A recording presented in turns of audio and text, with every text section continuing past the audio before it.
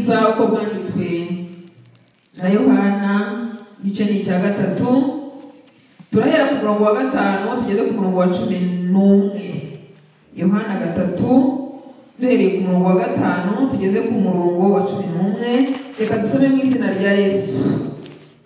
Yesu aramusubiza ati, nukuri ndakubwira yuko umuntu utabyawe n'amazi n'umwuka atabasha kwinjira mu bwami bw'Imana. Ikibyarwa n'umubiri nacyo ni umubiri, n'ikibyarwa n'umwuka nacyo ni umwuka.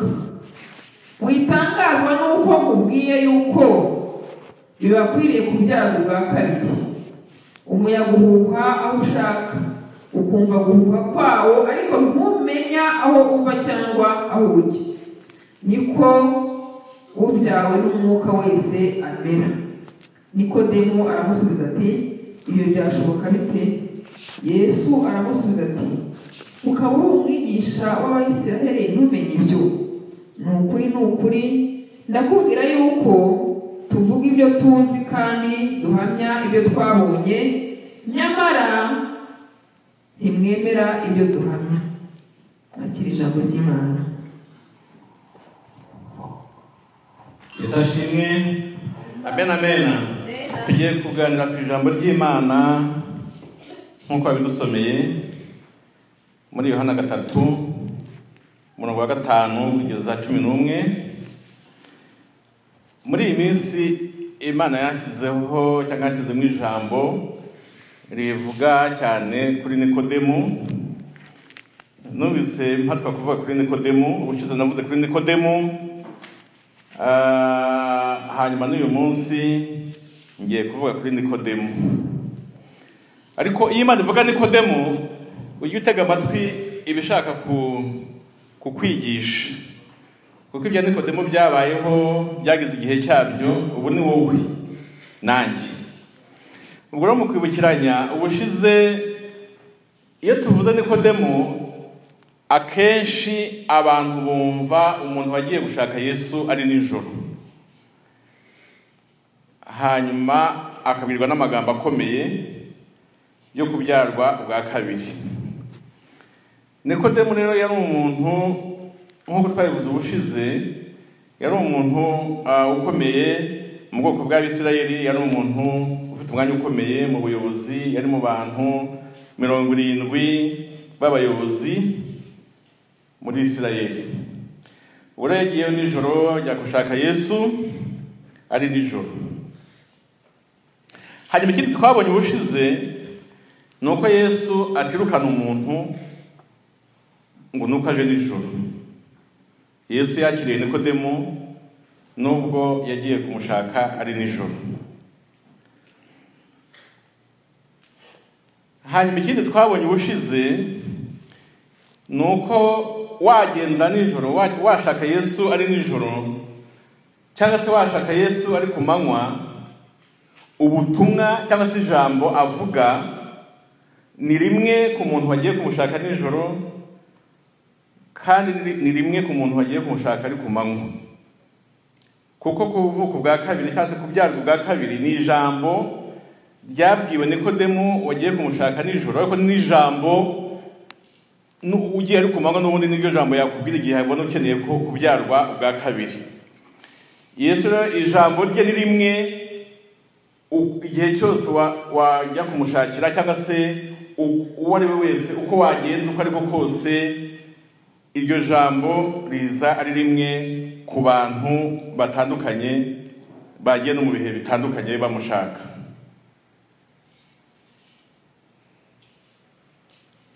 Uyu munsi rero tugiye kuganira ku magambo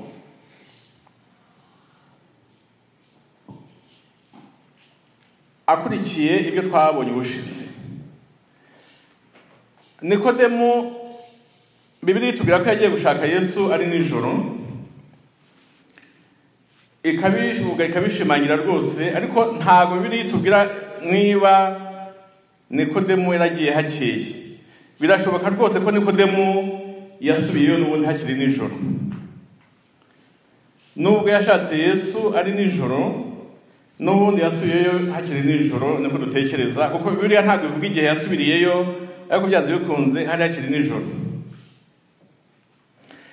Gusa Bibiliya none ikintu itindaho si ijoro Nikodemu yagiyemo ajya gushaka Yesu, ahubwo icyo Bibiliya ishaka guha agaciro cyane ni umwijima Nikodemu yagendanaga mu mutima we. Bisobanura yuko mu by'ukuri ikibazo si umwijima w'inyuma, ahubwo ikibazo ni umwijima w'imbere mu bugingo bw'umuntu, nicyo kiba gihangayikishije cyane Imana. Kandi uko Nikodemu yagiye gushaka Yesu bimeze, hari ibintu byinshi adasobanukiwe. Biraboneka yuko Nikodemu atasubiyeyo nk'uko yaje. Nikodemu hari amagambo yabwiwe, ayo magambo niyo twasomewe, byaze bikunze ari amagambo yakoze ku mutima wa Nikodemu, kuko ikibitwemeza nuko nyuma mu gihe Yesu yaragiye kubambwa, muri cya gihe bari gutegura umusaraba no gushaka uburyo babamba Yesu, bari mu kwegeranya ibikoresho n'ibiki byose, abantu bari gusakuza ngo Yesu nabambwe, tubona ko Nikodemu yari muri abo bantu, ariko we ari mu kuvugira Yesu.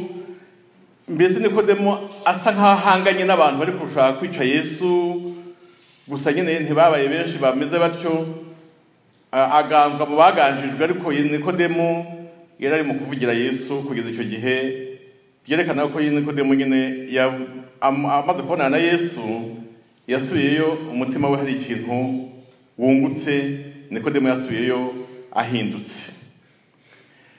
Iyo ubonanye na Yesu rero, amagambo y'uyu munsi nashatse kuyita cyangwa nayise iyo uhuye na Yesu.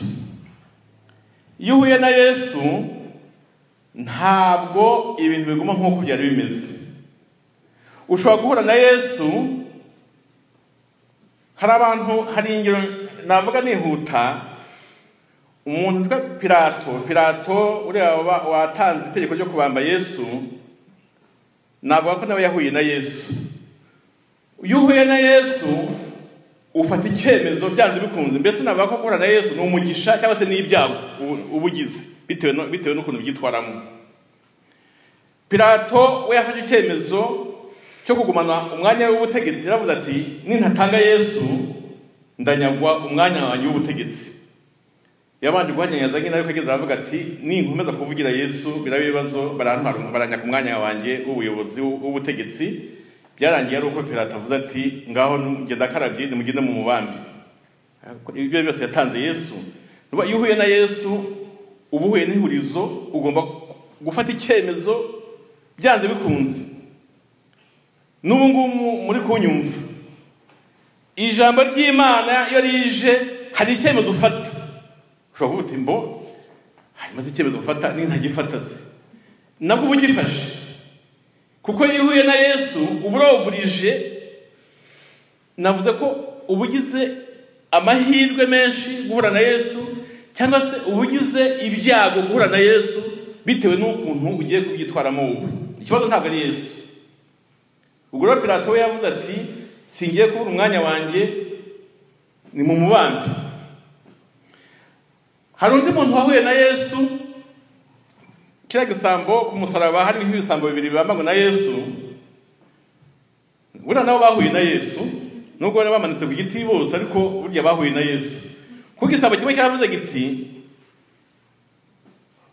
ngaho niba uri Imana, kuko uri umwana w'Imana nk'uko ubivuga n'abantu babivuga, ngaho ivane kuri uyu musaraba, natwe tuvaneho. Atangira gutuka Yesu. None iki ni igisambo cyabaye, ariko sha wowe kuko nta soni, twebwe ibyo baduhoye ndabyibuka, twaribye, twisha abantu, twagize gute, twebwe ibintu baduhoye ibyaha twakoze. Ariko uyu muntu nta cyaha yakoze. Areba Yesu atumva, mwana uze kunyibukira yewe nugira mu bwami bwawe. Ubwo se mu bisambo bibiri bitafashe ibyemezo bitandukanye, kimwe cyatutse Yesu, ikindi gisambo kiravuga giti, yewe ibyo nakoze ndabizi nibyo bampoye, ariko byose ndakubonye, ndakumenye, uri Imana, nuza kugera mu bwami bwawe, mu bumana bwawe, mu ijuru, nugera mu bwami bwawe, uze kunyibukira yewe nisabira imbabazi. Urumva ko yuhuye na Yesu byanze bikunze uwuhe n'ihurizo. Niyo mpamvu no mu gihe cy'urubanza abantu bazabura icyo bireguza, kuko byanze bikunze Yesu azakwibutsa ati ibuka rya jambo ry'Imana byavuzwe wumva, cyagiye bakumbwiye, aguha amatariki, aguha itariki, yenda azaguha itariki, sinzi nari uyu munsi yaguha cyangwa, ariko ibyo byose mwebwe murakijijwe. Ariko azibutsa abantu ati wibuke cya gihe ko bakumbwiye, bavuze uwondi we, bakubwira ko ugomba kugira ngo ubone agakiza ugomba kunyemera nk'umwami n'umukiza. Ntiwabyanze se? Icyo gihe rero numva ngo umuntu azahita yumva atsinzwe ati nibyo kuko n'igihe wabyanze. Kuko pastor yajyaga atubwira ati mwakire Yesu ubugingo bwanyu mukizwe, muhungu umuriro ugiye gutwika abanyabyaha. Ngewe n'igihe wabyanze basi ubwo nta kundi. Abandi baza bari mu munezero udashira, nyine batangiye kwishima, ijuru mbese urumva umunezero w'agakiza, ijuru byose byaje. Abandi nabo bari kuvuga bati turapfuye, turashize, bizaba bikomeye. Byose bitewe n'icyemezo buri wese yagiye afata mu gihe ahuye na Yesu. Ijambo ry'uyu munsi ngo iyo uhuye na Yesu. Uyu munsi ni umunsi turi kuvuga ku bya Nikodemu, ariko harimo inyigisho ikomeye. Nikodemu ukuntu yahagurutse ajya gushaka Yesu ni ibintu yatekerejeho, yagiye n'ubwenge bwe bukora rwose avuga ati ngiye gushaka Yesu. Ariko ukuntu byagombaga kurangira ntiyari abizi. Natwe tugatumenya uko dutangira ibintu nuko twabigenza ariko ukuntu bizarangira ntabwo tubimenye. Igihe gitambutse ubu turakizi, ariko igihe kidutegereje ntabwo tukiziho. Niyo mpamvu iyo uhuye na Yesu ufata icyemezo cyo kujya mu ruhande rwe no kumwakira mu bugingo bwawe no kumusaba imbabazi niba warakosheje, kuko ni rwo ruhare rwawe. Ibindi ntibikureba ibizakurikiraho, cyangwa nuko wowe uba witeganirije kuko uhuye na Yesu. Nikodemu rero yakoze ikintu gisa nk'igisekeje. Nikodemu yagiye gushaka Yesu mu ibanga rikomeye, n'inyoni. Nta muntu n'umwe wabashije kumenya aho Nikodemu yinyabije. Ariko yuhuye na Yesu.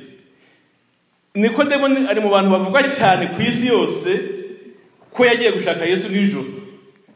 Ibintu atashaka ko bimenyekana, ibintu yagize ibanga rikomeye, ibintu atabwiye umuntu n'umwe babana no mu rugo iwe, avuga ati ngiye gukora ikintu cy'ibanga gikomeye mu mateka, bizabibanga tu.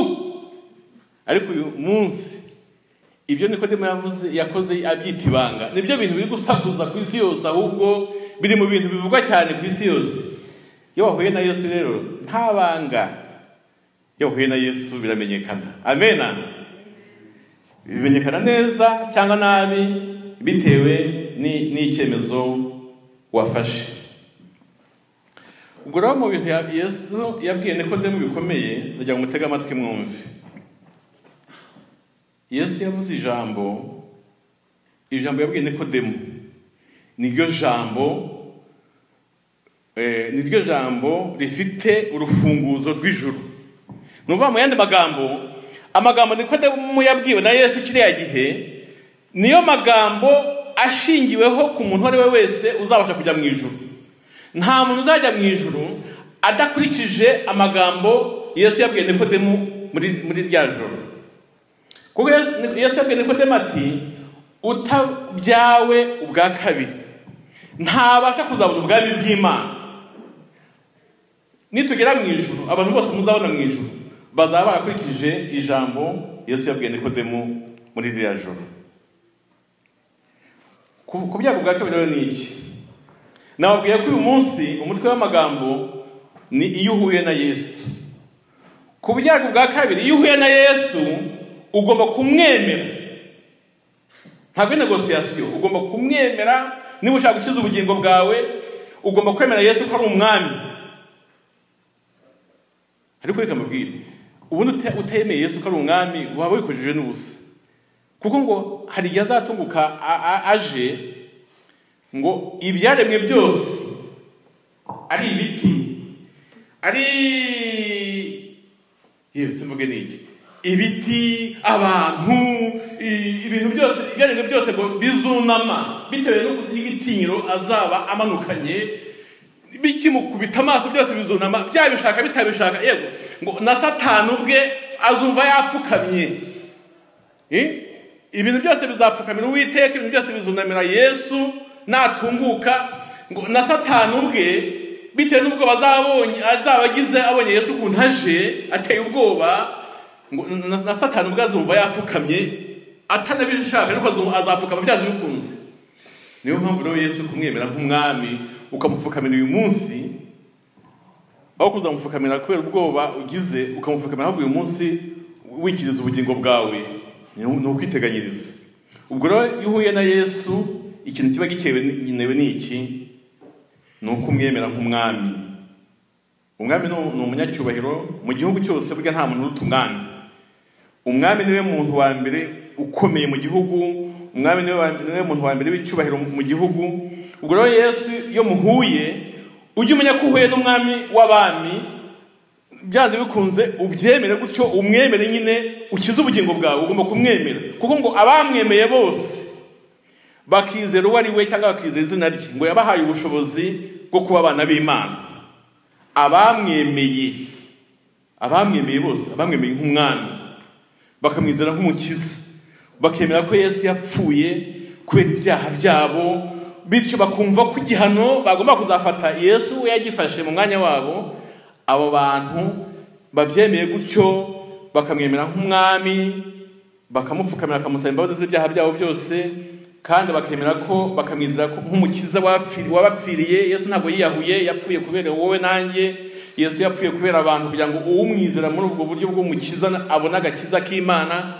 Iyo ubyemeye gutyo ubona agakiza k'Imana, ukaba ubyawe ubwa kabiri. Naryo jambo Yesu yabwiye Nikodemo ati, utabyawe ubwa kabiri ntabasha kuzabona ubwami bw'Imana.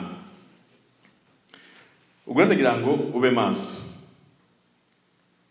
Uyu mwanya ni umwanya Imana ashatse kongera kumvira ijambo. Ntabwo uzi impamvu, kuko abantu baba bari mu itorero bakeneye kuvuka ubwa kabiri. Tuba tuvanze, ntushobora kumenya uwavutse ubwa kabiri n'utaravutse ubwa kabiri, ariko Imana ibibazi. Niyo mpamvu ijambo risohoka gutya utazi n'impamvu, ariko Imana ibizi impamvu. Iyo uhuye na Yesu rero ufata icyemezo cyo kumwemera cyangwa se cyo kumwanga, cyangwa se cyo kwifata. Iyo umwemeye uba ufashe icyemezo cyiza, iyo umwanze uba ufashe icyemezo kibi. Iyo wifashe nabwo ufashe icyemezo kibi, ariko iyo bigenze gutyo uko bimeze kose uba ufashe icyemezo. Niyo mpamvu rero guhura na Yesu ntabwo avuga ngo nahuye na Yesu ariko nta cyahindutse, nta cyabaye, kiba cyabaye. Ushobora no kubyirengagiza ukavuga uti sinshaka kubyumva, ariko byanze bikunze muba mwahuye bakaba kabaye. Ubwo rero uyu munsi ijambo ry'Imana ry'uyu munsi ni ijambo ryo guhura na Yesu. Iyo uhuye na Yesu utaravutse ubwa kabiri, icyo gihe umusaba imbabazi ukamwemera nk'umwami n'umukiza. Iyo uhuye na Yesu waravutse ubwa kabiri ariko hari icyaha wakoze, usaba Imana imbabazi. Iyo uhuye na Yesu uri mu ntege nkeya, usaba imbaraga. Iyo uhuye na Yesu urwaye, umusaba kugukiza, akagukiza. Ibi byose mvuga ni ibintu ashoboye, kuko ashobora byose. Iyo uhuye na Yesu ufite icyifuzo, uragitanga akakubera igisubizo. Iyo uhuye na Yesu utishimye, umusaba umunezero n'ibyishimo akabiguha.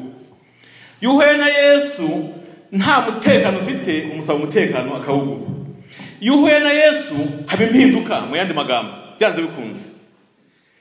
Wabishaka utabishaka iyo uhuye na Yesu hari ikintu kiba gikoretse. Wowe ushobora kubifata nk'ibikino, ariko kuri Yesu we ntabwo abakina, muba muhuye nyine. Kandi ntabwo muhura pari hazard, ntabwo uhura na Yesu par accident, ntabwo uhura n'ibintu by'Imana ngo ubyumve par accident. Iyo uhuye n'ijambo ry'Imana ntabwo ari kwituyeho gutyo gusa, haba hari impamvu ivuye mu ijuru. Niyo mpamvu rero muri aka kanya tugiye gusenga Imana. Mwahuye na Yesu, wahuye na Yesu, ufashe ikihe cyemezo? Ntabwo Yesu agutegeka byanze bikunze ngo ufate icyemezo iki n'iki, ariko umenye ko iyo mwahuye uhuye n'ihurizo, ugomba gufata icyemezo byanze bikunze cyo kumwemera cyangwa cyo kumwanga. Ariko icyemezo ni icyawe, si icya Yesu.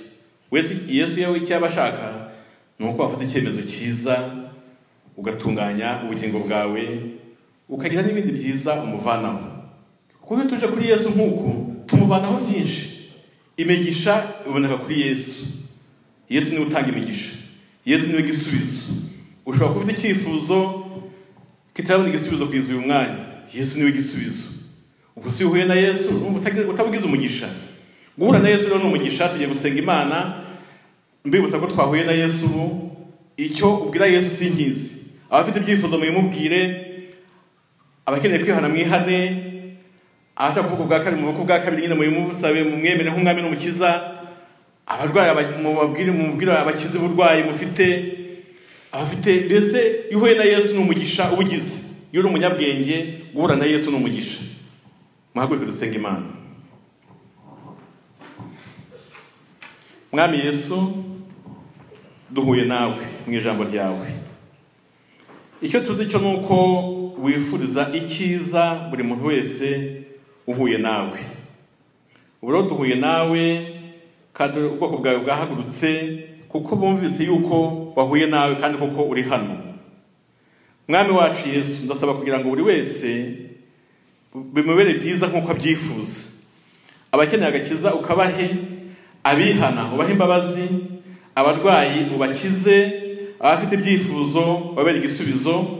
Mwami Yesu Kristo, uko umuntu agukeneye kose, ku neza ye no ku cyubahiro cyawe ubimuhe, byamaje mu izina rya Yesu.